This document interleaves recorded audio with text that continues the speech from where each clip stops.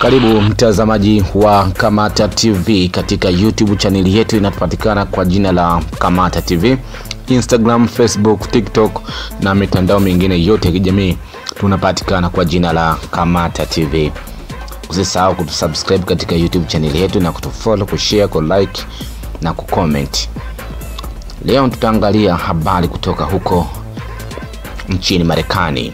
Je, Marekani itashambulia kijeshi Irani? Hilo ni swali. Israeli na Irani ambazo zimeendelea kukabiliana vikali, huku kukiwa na hofu kwamba mzozo huo unaweza kuenea katika eneo zima la Mashariki ya Kati. Hapo jana Jumatano usiku wa kuamkia leo, milipuko ilitikisa Tehran katika mfululizo wa mashambulizi yanayoendelea kufanywa na ndege za kivita za Israeli. Utawala mjini Tel Aviv umerejea kusema kuwa inaona udhibiti wa anga la mji wa Tehran na imekuwa inashambuliwa maeneo muhimu kuzofisha nguvu za kijeshi za Irani na mradi wake tata wa nyuklia. Irani nayo ilijibu mapigo usiku wa kuamkia leo kwa kuvurumisha makombora kadhaa ya masafa kuelekea Israeli, lakini taarifa zinasema karibu yote yalidunguliwa na mifumo ya ulinzi wa anga wa Israeli. Wimbi hilo la mashambulizi la Iran limehusisha makombora machache tofauti na ilivyo mnamo siku ya mwanzo za makabiliano yanayoelekea kutimiza wiki nzima. Duru kutoka mji mkuu wa Iran, Tehran, zinasema hali ya wasiwasi imetanda mitaa ikiwa mitupu, biashara zimefungwa na mawasiliano hasa ya interneti ni dhaifu. Irani ilisema hapo jana Jumatano imelazimika kupunguza kasi ya mtandao wa interneti kukabiliana na tishio kubwa cha udukuzi wa mifumo muhimu ya usalama ikiwemo shughuli za kibenki.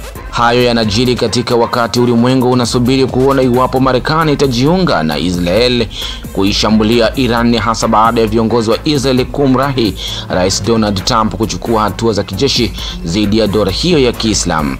Huku usiku wa kuamkia leo alifanya kikao cha pili na maafisa wa ngazi ya juu wa usalama kwenye ikulu ya White House. Mashirika kadhaa ya habari yameripoti yakinukuu vyanzo vya ndani vya Marekani vikisema Trump tayari ameidhinisha mipango ya kuishambulia Iran, lakini yungali anasubiri kuona iwapo Iran italegeza kamba na kukubali bila masharti kusambaratisha mradi wake wa nyuklia. Trump aliwaambia waandishi wa habari hapo jana kuwa Tehran imetumbukiza kwenye matatizo makubwa na kwamba sasa viongozi wake wameomba kwenda ikulu mjini Washington kufanya mazungumzo na Marekani. Madai hayo ya Trump yalipigwa mara moja na ubalozi wa kudumu wa Irani kwenye Umoja wa Mataifa. Mapema jana Jumatano, kiongozi mkuu wa Irani Ayatollah Ali Khamenei alisema kamwe taifa lake halitosalimu amri na kuinyonya Marekani juu ya taathira kubwa iwapo itaamua kujiunga na Israeli kuishambulia kijeshi dola hiyo ya Uajemi. Adhabu ambayo taifa la Irani na vikosi vyake vya kijeshi vimetoa vinaendelea na vinapanga kuendeleza kuitoa kwa adui huyo muovu ni adhabu kali ambayo imezoofisha adui huyo. Ukweli kwamba marafiki zake wa Kimarekani wanaingilia kati na kuanza kutoa matamko unaonyesha udhaifu na kushindwa kwao Israel, alisema Ayatollah Khamenei katika kile kinachoonekana kuwa juhudi kubwa ya kidiplomasia zimeanza kushika kasi kwenye mzozo huo. Mawaziri wa mambo ya kigeni wa nchi tatu za Ulaya wanapanga kukutana na mwenzao wa Iran kesho Ijumaa mjini Geneva. Waziri hao Johann Wadephul wa Ujerumani, Jean-Noel Barrot wa Ufaransa na David Lammy wa Uingereza watakutana na Abbas Araghchi wakiwa pamoja na mkuu wa sera za kigeni wa Umoja wa Ulaya Kaja Kallas.